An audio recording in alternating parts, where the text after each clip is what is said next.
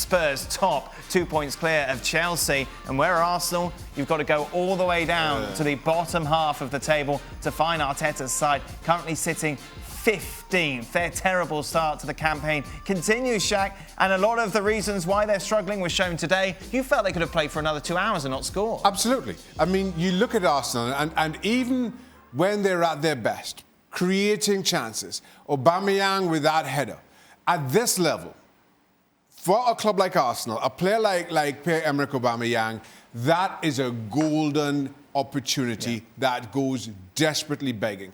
And Arsenal, for all they huffed and puffed, the one real meaningful save by Hugo Lloris.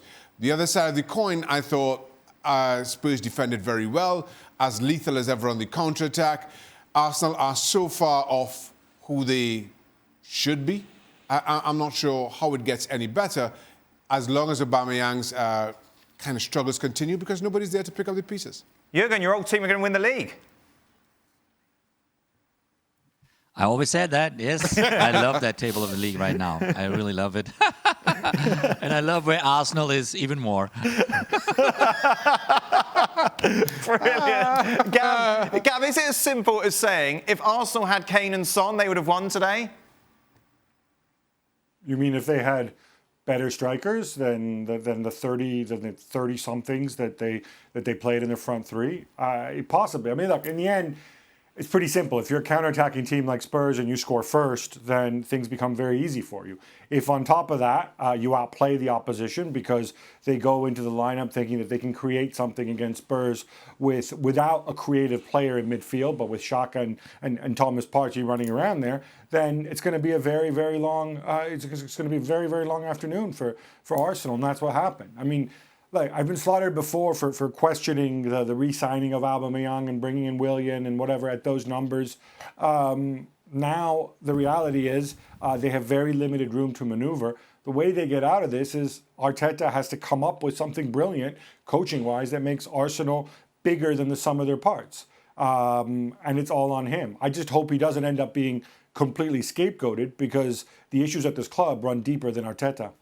Meanwhile, for Spurs, Jurgen, it's interesting. After Pochettino was sacked and Jose Mourinho was brought in, a lot of Spurs fans were reluctant to accept him and his style of play. People saying, well, look what happened at Manchester United. He's past it. He's a dinosaur. He's lost his mojo. He's proving people wrong, isn't he? Yeah, he's proving people wrong, and it's really wonderful to see, because at the end of the day, obviously, the results are the most important thing for Tottenham. They want to badly win a title, and that might be the year to win it. But Jose he's a master in all these psychological games. He knows that people are very critical of him because of his style of play. He knows he has to, in certain areas, he has to win people over. But he's very he's very thoughtful. He's very determined. But we also cannot forget that the base of that team is the base of what Pochettino built. Pochettino built that roster, built that squad, and he kind of added a couple of pieces to it, Jose. But he's now he's grateful to have a wonderful roster, but he knows the expectations is to deliver a title to Spurs, and I think he's on a good path, a very good path. Thanks so much for watching ESPN on YouTube. And for more sports highlights and analysis, be sure to download the ESPN app. And for premium content and live streaming, subscribe to ESPN+.